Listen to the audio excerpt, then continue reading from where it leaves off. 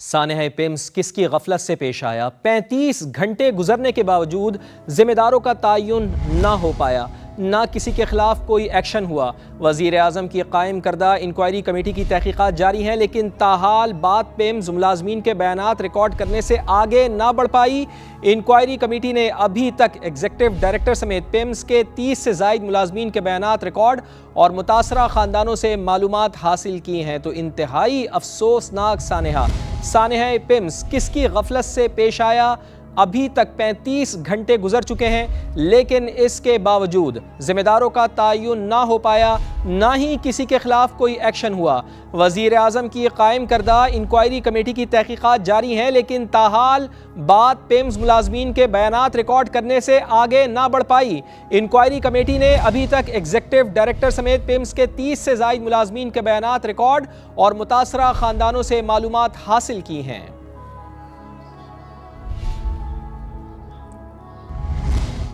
پیمز حادثے کی عبوری انکوائری رپورٹ کل تک آ جائے گی۔ وفاقی وزیر قانون اعظم نذیر تارڑ کی گفتگو، کہا رپورٹ کے بعد بہت ساری چیزیں کلیئر ہو جائیں گی۔ وزیر صحت مصطفیٰ کمال نے کل خود کو احتساب کے لیے پیش کر دیا تھا۔ حادثات کبھی بھی منصوبہ بندی سے نہیں ہوتے۔ ویڈیو فوٹیج سے اب انکوائری کمیٹی دیکھ رہی ہے کہ آیا اتنا رسپانس ٹائم تھا کہ ان بچوں کو نیو نیٹل جو سروائیو بھی اس آکسیجن پہ کر رہے تھے اور اس آئی وی لائن پہ، کیا انہیں ریموو کر کے کس طرح سے ان کی جانیں بچانا تھی۔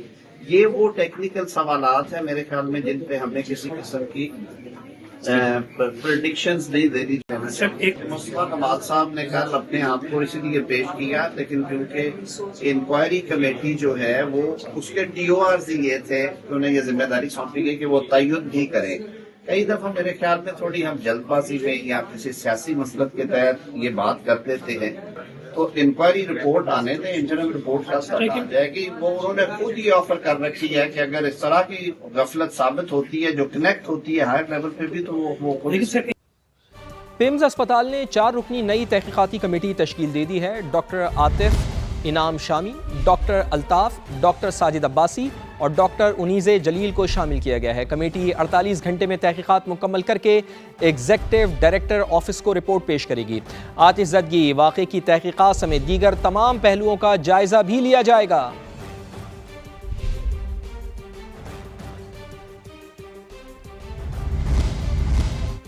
سانحہ پیمز دوسرے روز بھی فضا سوگوار ہے۔ سول سوسائٹی کا پیمز زچہ و بچہ سینٹر کے باہر مظاہرہ، شرکاء کے بچوں کو انصاف دو کے نعرے، حکومت سے ذمہ داران کو سخت ترین سزائیں دینے کا مطالبہ۔ مزید جان لیتے ہیں، سما کے نمائندے ٹکا خان ثانی ہمارے ساتھ موجود ہیں۔ جی ٹکا خان ثانی، بتائیے سول سوسائٹی کے ارکان کیا مطالبہ کر رہے ہیں؟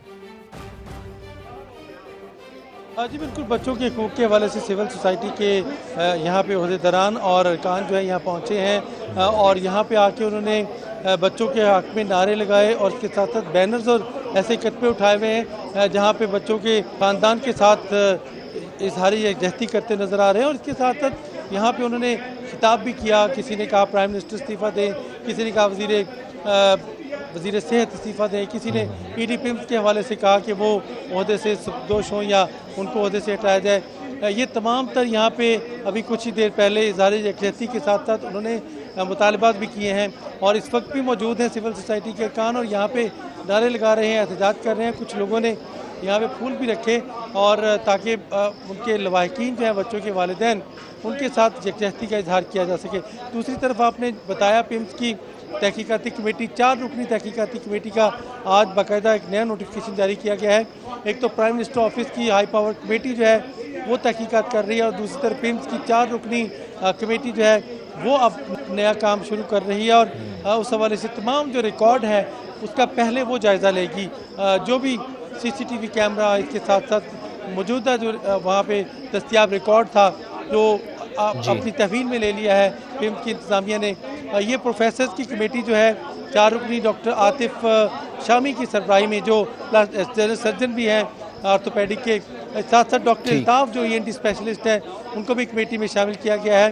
اس کے ساتھ ساتھ جنرل سرجن اور ڈاکٹر انیس بھی اس میں، ایک یورولوجسٹ ڈاکٹر ساجد عباسی۔ ٹھیک، بڑی تفصیل سے آپ نے آگاہ کیا کہ یہاں پر کیا مطالبات کیے جا رہے ہیں۔ ٹکا خان ثانی، بہت شکریہ آپ کا ہمیں آگاہ کرنے کے لیے۔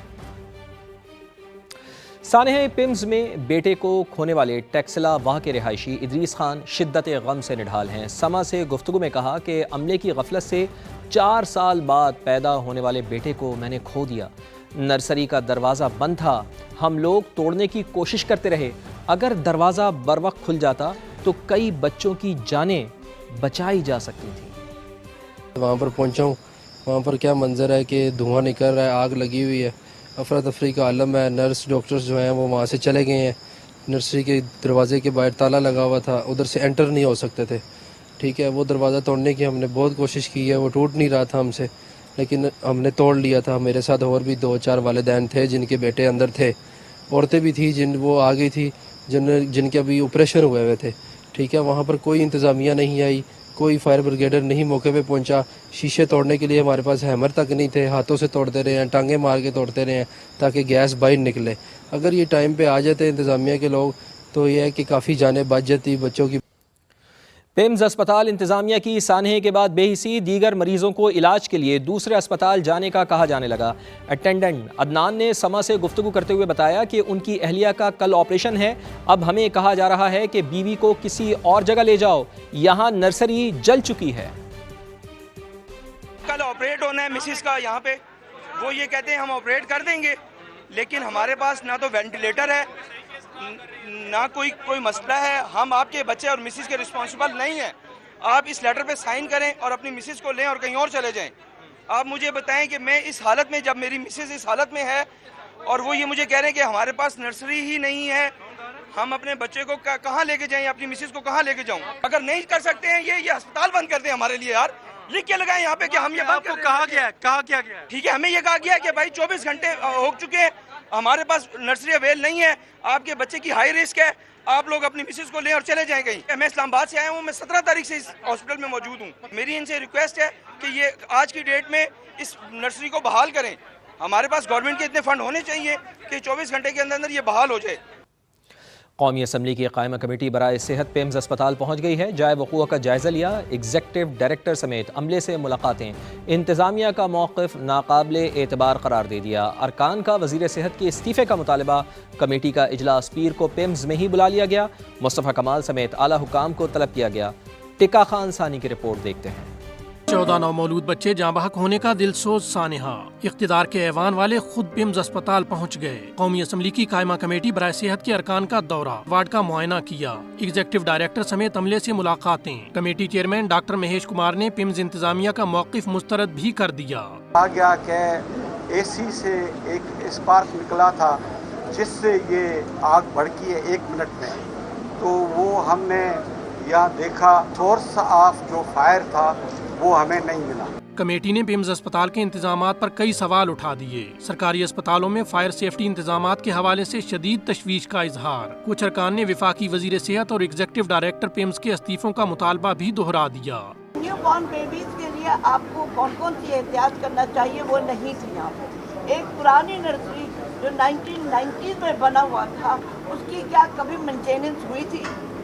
مینٹیننس اگر ہوئی تھی تو پرانا اے سی کیوں لگا ہوا تھا؟ انہوں نے آکسیجن کی پائپ کو کیوں نہیں دیکھا کہ اس میں کوئی لیکیج ہے کہ نہیں ہے؟ میرا مطالبہ یہ ہے کہ اخلاقی طور پر ہمارے ہیلتھ کے منسٹر صاحب کو استعفیٰ دینا چاہیے۔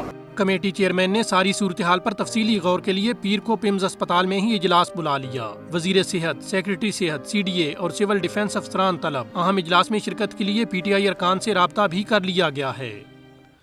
سانحہ پمز کی تحقیقاتی کمیٹی کا C D A fire and emergency department کا دورہ، اسٹاف اور فائر فائٹرز کے بیانات قلم بند کیے۔ مزید جان لیتے ہیں، سما کے نمائندے شہزاد علی ہمارے ساتھ موجود ہیں۔ جی شہزاد، کیا اطلاعات ہیں تازہ ترین آپ کے پاس؟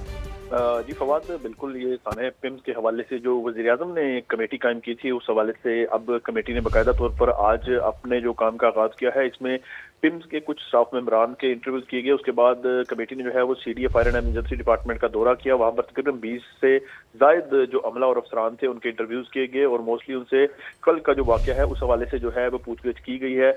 Fire and emergency department C D A نے جو ہے وہ تمام تفصیلات کمیٹی کو فراہم کر دی ہیں، تمام دستاویزات بھی دے دیے گئے ہیں، کیونکہ جو فائر اینڈ ایمرجنسی ڈپارٹمنٹ ہے سی ڈی اے کا، یہ جس وقت انٹری اور ایگزٹ کرتا ہے، اس کے ساتھ ساتھ تھانے سے متعلق کال کب ریسیو ہوئی، یہ تمام چیزیں جو رپورٹ میں درج کی گئی تھی وہ कमेटी की हैंड ओवर कर दी गई हैं और इस कमेटी को वज़ीर-ए-आज़म ने 48 घंटे का वक्त दिया है, जो कि अब जो है तकरीबन पीछे 24 घंटे ही बाकी रह गए इस मामले में। जी बहुत शुक्रिया आपका।